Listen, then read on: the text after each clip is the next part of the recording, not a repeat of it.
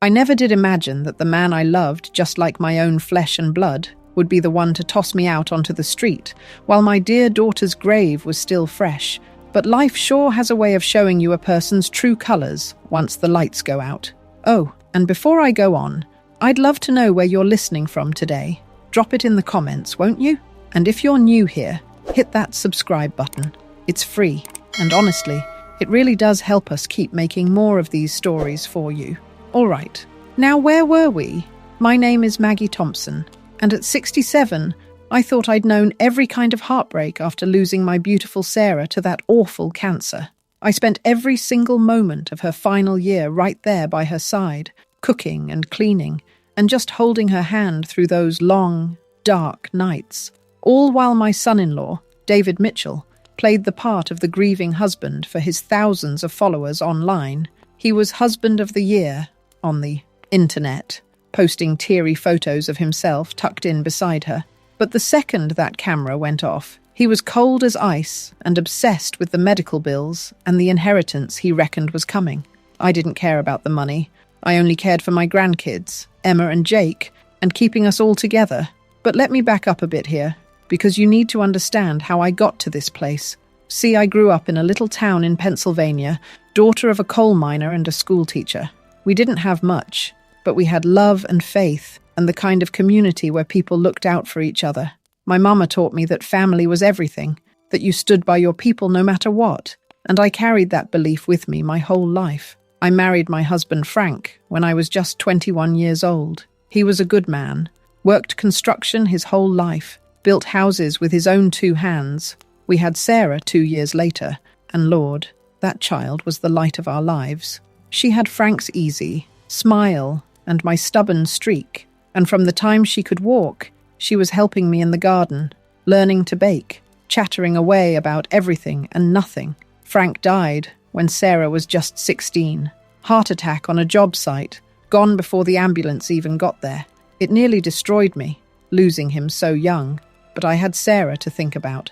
I worked 3 jobs to keep her in school, to make sure she could go to college, to give her all the opportunities Frank and I had dreamed of for her. Sarah was smart as a whip, got herself a degree in marketing, landed a good job at a firm in the city. That's where she met David Mitchell. He was a photographer, or that's what he called himself. Mostly he did wedding photography and social media content, had built up a decent following online with his lifestyle posts. Sarah brought him home to meet me about 8 months into their relationship, and I tried to like him. I really did. David was charming, I'll give him that. He knew how to work a room, knew how to make people feel special. He'd compliment my cooking, ask about my day, help clean up after dinner. But there was something about him that didn't sit right with me, something I couldn't quite put my finger on. Maybe it was the way he was always on his phone, always taking pictures, always performing for some invisible audience.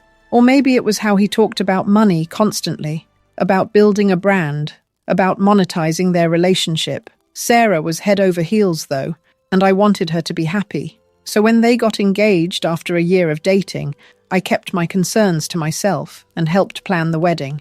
It was a beautiful ceremony, I'll give them that, though David insisted on having professional videographers there to document everything for his social media. Their wedding video got 500,000 views, which David was thrilled about, said it was great for their brand. I didn't understand it then, and I still don't understand it now. The grandkids came along pretty quick. Emma first, then Jake 2 years later.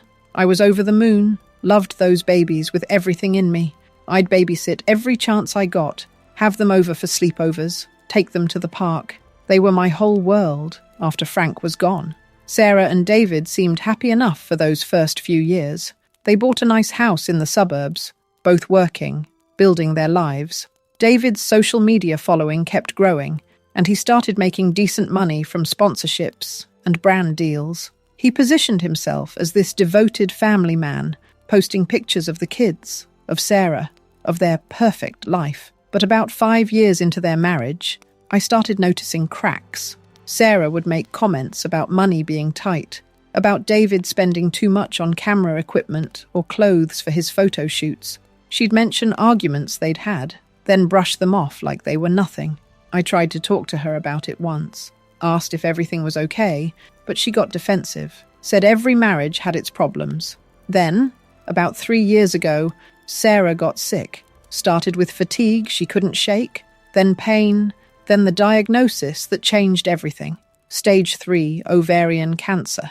The doctor said she'd need aggressive treatment, chemo and surgery, and everything that came with fighting that monster. I didn't even hesitate. I sold my little house, the one Frank had built for us 40 years ago, and moved in with Sarah and David to help. Someone needed to take care of the kids while Sarah was going through treatment. Someone needed to keep the house running. Someone needed to be there for her when things got dark. David agreed to it right away, said it would be a huge help. Looking back now, I realize he agreed because he saw dollar signs. My house sale gave me about $180,000 in cash, and David knew it. Sarah's treatment was brutal. She'd spend days in bed after chemo, so weak she could barely lift her head. I'd sit with her, hold her hair when she was sick, help her to the bathroom, try to get her to eat, even when everything tasted like metal. The kids were scared, didn't understand why their mama was so sick, and I did my best to keep things normal for them. Made their lunches, helped with homework, tucked them in at night with stories about their mama when she was little. And David, he was there with his camera, documenting everything. He'd take pictures of Sarah in her hospital bed, post them with captions about how brave she was, how much he loved her, how hard this journey was on their family. His followers ate it up. The posts got thousands of likes, hundreds of comments telling him how strong he was, what a good husband he was. He even started a GoFundMe for Sarah's medical expenses, which raised about $45,000 from strangers who believed his performance. But when the cameras were off, David was a different person. He'd complain about the medical bills, about how Sarah's cancer was derailing his career plans, about how stressed he was. He started asking me about my finances, suggested I could help with some of the medical costs since I was living there rent-free. I ended up giving him $30,000 over that first year, money I'd been saving for my own retirement, because I believed we were all in this together as a family. Sarah had good days and bad days. On the good days, she'd sit up and talk to me. We'd watch old movies together. She'd play board games with the kids. On the bad days, I wasn't sure she'd make it through the night. I prayed more during that year than I'd prayed in my entire life, begging God to spare my baby girl, to give her more time. About 6 months before Sarah died, something changed in her. She got quieter, more withdrawn. I thought it was the cancer or the treatment, but one night when David was out at some photography event, she called me into her room and told me she needed to talk. She'd found out David had been stealing from her. While she was too sick to handle their finances, he'd been draining her retirement account, taking cash advances on credit cards in her name, even skimming money from that GoFundMe he'd set up. She'd discovered it by accident when she tried to check their bank balance and found accounts she didn't recognize. Confronted him about it, and he'd broken down crying, said the stress of her illness had made him do crazy things, promised he'd pay it all back. Sarah didn't believe him, but she was too sick and too tired to fight. She told me she was going to change her will, make sure the kids were protected, make sure David couldn't just take everything and leave them with nothing. I helped her do it, drove her to the lawyer's office on one of her better days, sat with her while she put everything in order. We told David she was just updating some paperwork, and he didn't ask questions. That was about the time she told me about Aunt Rose, too. See, Aunt Rose was my mother's sister, never married, no kids of her own. She'd made a fortune in real estate back in the 70s and 80s, lived simply, but had more money than she knew what to do with. She'd always been close to our family, especially to Sarah. Rose had been coming to visit during Sarah's illness, sitting with her when I needed to run errands or take the kids places. Sarah told me that Rose had seen right through David, saw how he treated me when he thought no one was watching, how he was already planning his life after Sarah was gone. Rose had apparently told Sarah she was going to make sure I was taken care of, that David wouldn't be able to throw me away like garbage once Sarah was gone. I didn't know what she meant at the time, and honestly, I was too focused on Sarah to think much about it. But Sarah made me promise I'd trust Rose, that whatever happened, I'd remember that she and Rose had a plan to protect me and the kids. I promised, even though I didn't understand. Sarah passed away on a Tuesday morning in March. I was holding her hand, had been up with her all night. She opened her eyes one last time, looked right at me, and said, "Take care of my babies, Mama, and don't let him win." Then she was gone, just slipped away, peaceful as anything. I felt like my heart had been ripped right out of my chest. My baby, my only child, gone at just 43 years old. It wasn't right, wasn't fair, wasn't how things were supposed to go. The funeral was 3 days later, and it was a circus. David had it live-streamed, had professional photographers there, turned my daughter's funeral into content for his followers. People were taking selfies at the reception, posting about how moving the service was. And all I could think was that Sarah would have hated all of it. But just 2 weeks after we said our final goodbyes to Sarah, David's mask finally slipped. I was sitting in the kitchen of the home I'd helped pay for, just nursing a cup of tea, when David walked in with a stack of boxes and a look in his eyes that chilled me to the bone. He didn't even say hello. He just told me my being there was hindering the family's healing, and I had to be out by the weekend. I was just stunned, my heart thumping in my chest, as I asked where on earth he thought I'd go, reminding him I'd sold my own place 3 years back, just to move in and help. I'd given up my home, my independence, my whole life to be there for Sarah and those kids.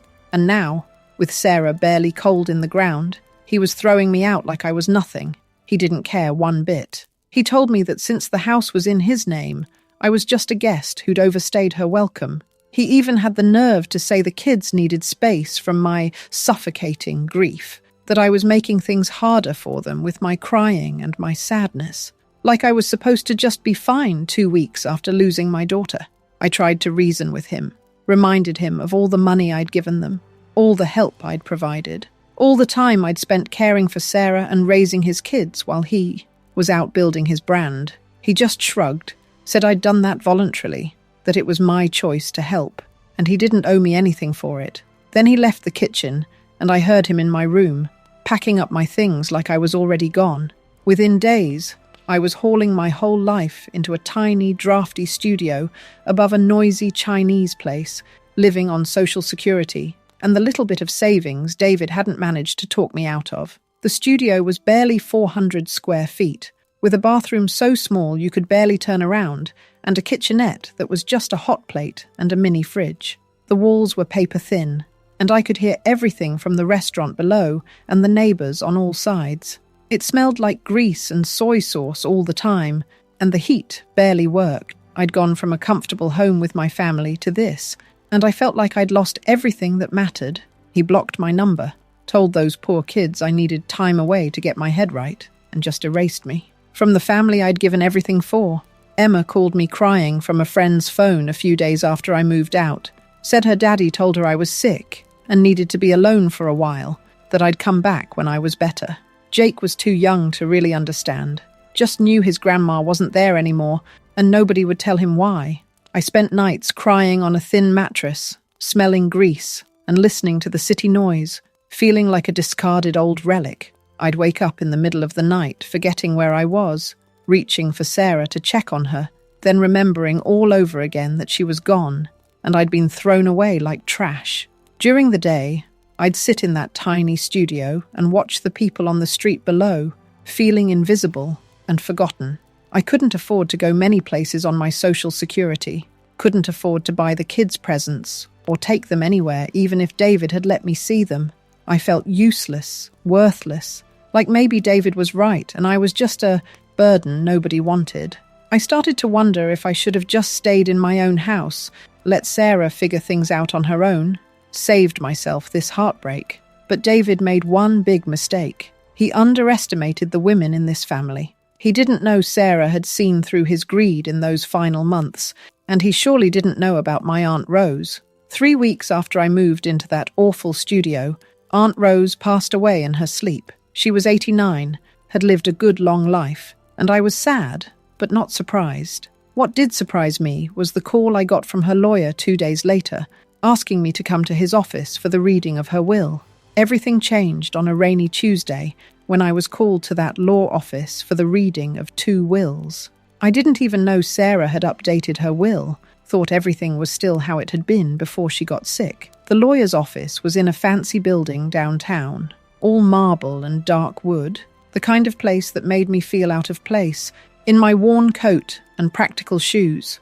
David was there, looking real smug in a suit he couldn't afford, probably thinking he was about to get Sarah's estate so he could sell the house and pay off his secret debts. He didn't even acknowledge me when I walked in, just sat there scrolling through his phone, probably checking his social media numbers. The lawyer, a stern-looking woman named Patricia Chen, got right to business. She started with Sarah's news. David's face turned a sickly grey when he found out Sarah had secretly moved her life insurance and assets into a trust for Emma and Jake, making me the trustee. The house, Sarah's retirement accounts, what was left of them anyway? Everything was in trust for the kids until they turned 25, and I had complete control over how the money was managed and spent until then. He got nothing, not a penny. Sarah had even specified in the will that David was not to have access to the trust funds under any circumstances.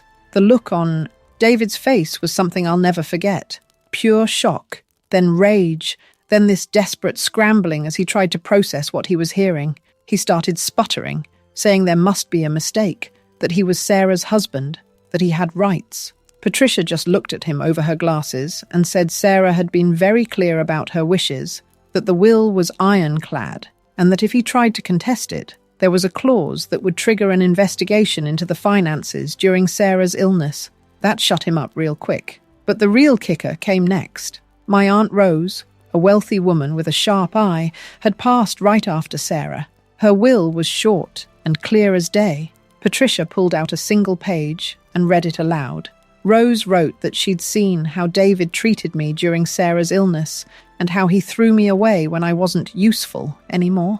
She wrote that I'd shown extraordinary kindness and grace in the face of cruelty and manipulation, and that I deserved to live my remaining years in comfort and dignity. Because of that, she left her whole estate, $2.3 million, just to me. The silence in that room was something else. I couldn't breathe, couldn't think, couldn't process what I was hearing. $2.3 million?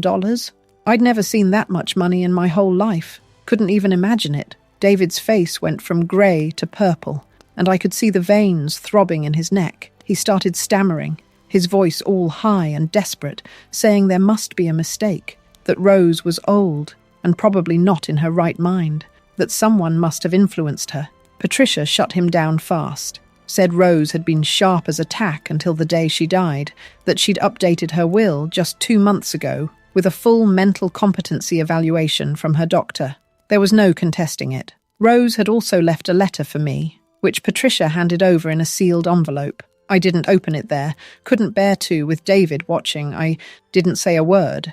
I just stood up, put those papers in my bag, and walked out into the rain with a cold resolve. I wasn't a victim. I was a woman on a mission. I sat in my car in that parking garage for a long time, just holding Rose's letter and crying. Finally, I opened it. Rose's handwriting was shaky, but clear. Dear Maggie, by the time you read this, I'll be gone, and I hope I've helped set things right. I watched that boy David use you and Sarah, watched him take and take while giving nothing back. I watched him throw you away like you meant nothing, and I couldn't let that stand. This money is yours to do with as you please, but I hope you'll use some of it to protect those grandchildren and to make sure David faces consequences for what he's done. Sarah told me about the theft, about his lies, about all of it. Don't let him get away with it, honey. You're stronger than you know, and you deserve so much better than what he's given you. Make him pay. With love, Rose. I read that letter 5 times, sitting there in my car with the rain pounding on the roof, and each time I read it, I felt a little stronger, a little more sure of what I needed to do. I spent the next month working like a pro. First thing I did was move out of that awful studio. Found myself a nice 2-bedroom apartment in a good neighborhood.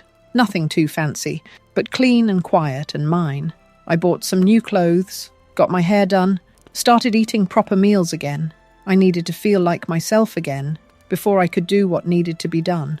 Then I hired an investigator, a retired police detective named Marcus Webb, who came highly recommended. I also hired an accountant named Jennifer Park, who specialized in financial fraud. I gave them everything I had: bank statements, receipts, records of every penny I'd given David, access to Sarah's old accounts.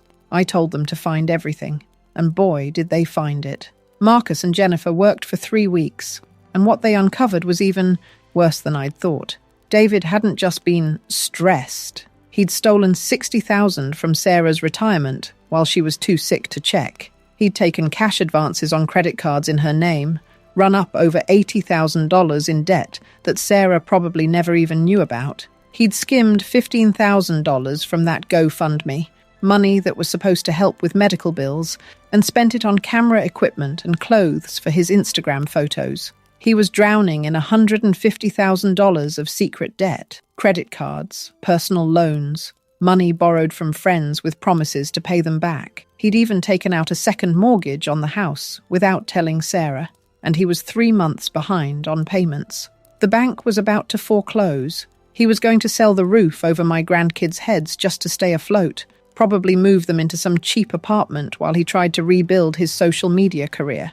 And through all of this, he was still posting on social media about being a devoted single father, about how hard it was raising kids alone, fishing for sympathy and donations from his followers. The man had no shame whatsoever. I kept track of every lie and every cruel text he'd sent me after kicking me out. He'd sent dozens of them before blocking my number, messages calling me a burden, saying I was pathetic, that I should be grateful he'd let me stay as long as he did. I saved every single one. While I got ready, David's life fell apart. Without Sarah's income, or that insurance money he'd been counting on, the bank came calling. His credit cards were maxed out, his photography business was barely breaking even, and he couldn't keep up with all the debts he'd accumulated. He got mean, snapping at the kids when they asked about me, letting the house fall into disrepair because he couldn't afford to fix anything. Emma called me once from school, crying, saying her daddy was angry all the time and she was scared. That's when I knew I couldn't wait any longer. One afternoon, after I had all my evidence compiled and my lawyer had reviewed everything, I asked David to meet me at Giovanni's restaurant, a nice Italian place downtown. Told him I wanted to discuss the trust fund for the kids, that maybe we could work something out. He showed up looking awful, unshaven, clothes wrinkled, dark circles under his eyes. He probably thought I was going to offer him money, thought he could manipulate me one more time into bailing him out. We sat down at a quiet table in the back, and I ordered us both coffee, made small talk for a few minutes, while he fidgeted and checked his phone. Then I pulled out a folder and slid it across the table. I showed him the proof of his theft, every transaction, every forged signature, every penny he'd stolen from Sarah. I showed him the debt, the full accounting of his financial ruin. I showed him the texts he'd sent me, the lies he'd told the kids, everything. His face went white as he looked through the pages. I told him I could have him locked up for fraud, for theft, for elder financial abuse. I was over 65 when he'd taken that money from me, which made it a more serious crime. I told him I could easily take custody of the kids with all this evidence, that no judge would leave them with a father who was a proven thief and liar. He started crying those fake tears, the same ones he'd cried for his cameras when Sarah was sick. But I stopped him cold, told him I'd seen that performance before, and I wasn't buying it anymore. I told him I didn't want to ruin him, for the kids' sake, not his, but I wanted him to change. I gave him a choice. I'd pay off his debt to keep the kids from losing their home, all $150,000 of it, but there were conditions. He had to sign for shared custody, giving me equal time with Emma and Jake. He had to give me the final say in all major decisions about their lives, education, healthcare, everything. He had to go to counseling, real therapy, not just for show. He had to show me every penny he spent, complete financial transparency. He had to tell the kids the truth about why I left, that he'd kicked me out, that he'd lied to them, and he had to delete every single social media post about Sarah's illness, about being a grieving widower, all of it. No more performing their tragedy for likes and followers. If he refused any of these conditions, I'd take everything to the police and let the chips fall where they may. He sat there staring at the papers for a long time, and I could see him running the calculations in his head. Prison or compliance, losing his kids or sharing them with me. He had no choice but to say yes. He signed the papers my lawyer had prepared right there at the table, hands shaking the whole time. I had the $150,000 transferred to pay off his debts that same day. The house was saved, his credit cards were cleared, and David was left with nothing but a second chance he didn't deserve, but was getting anyway. Because I was thinking of my grandchildren, not him. Talking to the kids was the hardest part. I sat them down in my new apartment, had their favorite snacks ready, tried to make it feel safe and comfortable. Emma was 12 by then, old enough to understand. Jake was only 9, still so young and confused. I told them the truth, gently as I could, that their daddy had asked me to leave, that he'd told me I wasn't welcome anymore, that I hadn't wanted to go, hadn't wanted to leave them, that I'd missed them every single day. Seeing the hurt in Emma's eyes when she realized her dad had lied was just heartbreaking, but they needed the truth. They needed to know I hadn't abandoned them, that I'd fought to get back to them, that I would always be there for them no matter what. Jake cried and climbed into my lap, said he'd missed me so much, asked if I was going to leave again. I promised him I wasn't going anywhere, that we were going to be together all the time now. Emma was quieter, more withdrawn. She'd trusted her father completely, and finding out he'd lied to her shook her whole world. We started therapy together, all three of us, working through the grief of losing Sarah and the betrayal of David's lies. They moved into a lovely new craftsman house I bought on Maple Street, a place full of light and Sarah's memory, not David's greed. It was a beautiful 4-bedroom home with a big backyard and a porch swing, the kind of house Sarah had always dreamed of. I decorated Emma's room in purple, her favorite color, and Jake's in blue with baseball themes. I hung pictures of Sarah everywhere, made sure the kids were surrounded by memories of their mother. We had shared custody, so the kids spent half their time with me and half with David. At first it was hard for them, going back and forth, adjusting to 2 homes. But my house became their safe space, the place where they could talk about their feelings, where they could cry about missing their mom, where they didn't have to perform or pretend everything was okay. Over the next year, things finally balanced out. David stayed in a little apartment near the old house, working a real job at a photography studio instead of trying to be an influencer. He was earning a steady paycheck for the first time in years, learning to live within a budget, showing up for the kids without an audience to watch him do it. He wasn't husband of the year anymore, but he was becoming a father. He attended therapy every week, worked on understanding why he'd done what he'd done, started to take actual responsibility for his actions. It was slow progress, and there were setbacks, but he was trying. Emma's studying social work now at 15, says she wants to help families in crisis, wants to be there for people the way I was there for her and her mom.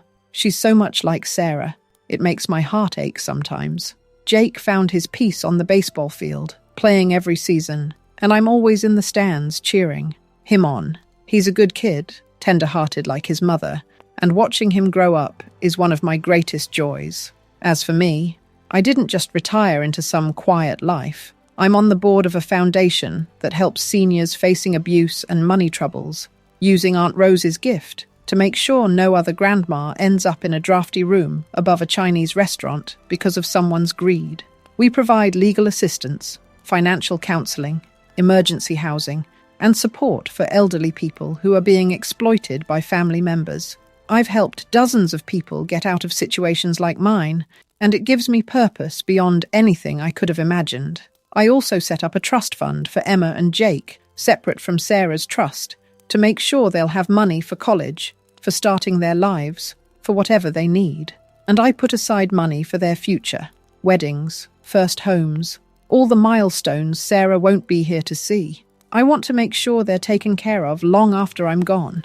I sit on my porch now, watching the sun go down over Maple Street, listening to the kids play in the backyard. And I think about Sarah. I think about how she protected them even in her final days, how she and Rose made sure David couldn't destroy everything. I think about how close I came to just giving up in that studio apartment, how I almost let David win, but I didn't. I fought back, not with cruelty or revenge, but with truth and boundaries and the determination to protect my grandchildren. That's what Sarah would have wanted. That's what Rose's gift made possible. And that's what I'm most proud of. Not the money, not the nice house, but the fact that Emma and Jake are growing up safe and loved and surrounded by people who put them first. David comes to the house sometimes for drop-offs or school events, and we're civil. We'll never be friends, and I'll never fully trust him. But he's their father, and he's trying to do better. That's all I can ask for.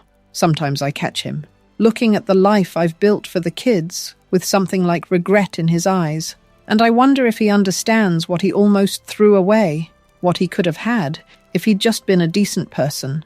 But that's his burden to carry, not mine. I'm free now, free from the worry, free from the manipulation, free from the fear that I'll lose my grandchildren. I'm exactly where I'm supposed to be, doing exactly what I'm meant to do. And every night when I tuck those kids into bed, I whisper to Sarah that they're okay, that I'm keeping my promise, that I'm taking care of her babies. I like to think she can hear me.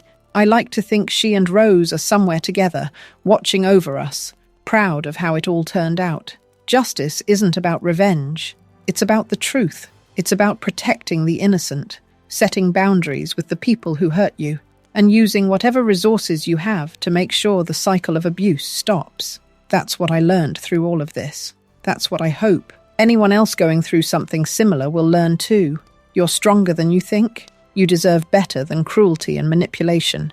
And sometimes, if you're very lucky, the people who loved you will leave you the tools you need to fight back and win. So if you liked my story, please like this video, subscribe, and tell me what you think in the comments. To hear the next one, click the box on the left. Thank you for listening to me today. And remember, it's never too late to stand up for yourself and the people you love. Never too late to fight back. Never too late for justice.